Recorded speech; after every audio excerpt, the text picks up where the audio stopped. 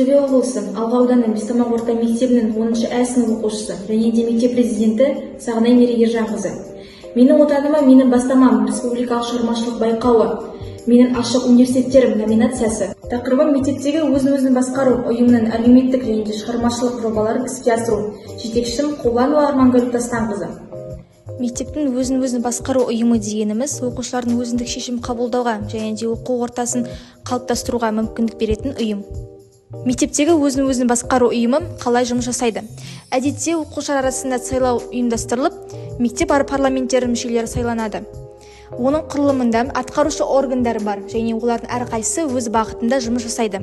Келесі кезекте өзін-өзі басқару ұйымының мақсаты: балалар мен жастардың табысты әлеуметтенуі және өзін-өзін тиімді жүзеге асыру үшін жағдай жасау. Сондай-ақ туындайтын мәселелердің білім алушылардың өз бетінше шешу үшін мүмкіндіктер жасау.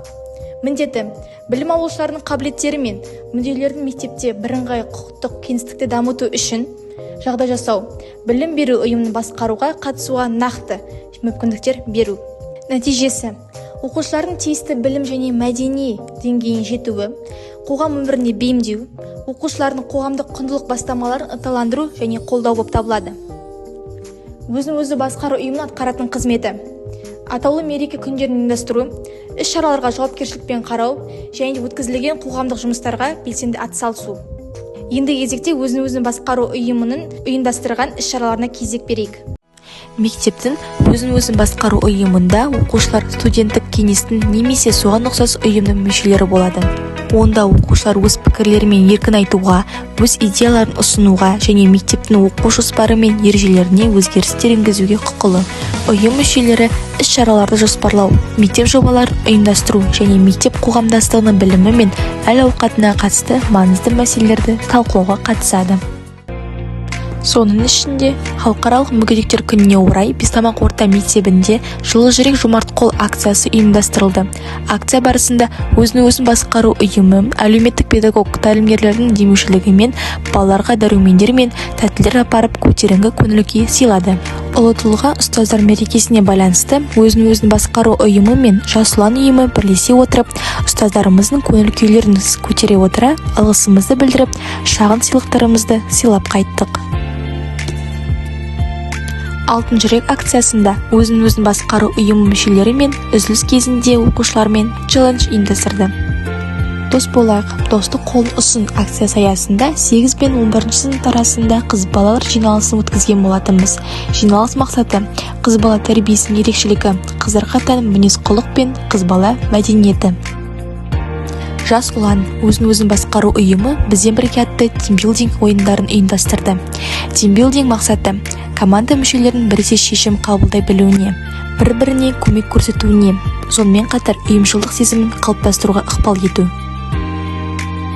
Өзін-өзін басқару ұйымының мүшелері мектебіміздің оқушыларына мобилография курсын өткізді.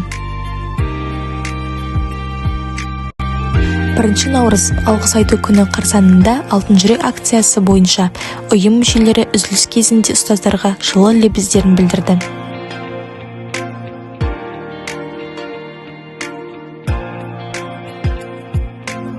Халықаралық отбасы күніне орай мектебімізде отбасы өмір аясы тақырыбында оқушылардың қатысуымен мерекелік концерт ұйымдастырылып өткізілді. Оқушыларға отбасы құндылықтарын ұсынуға осындай іс-шаралардың маңызы зор.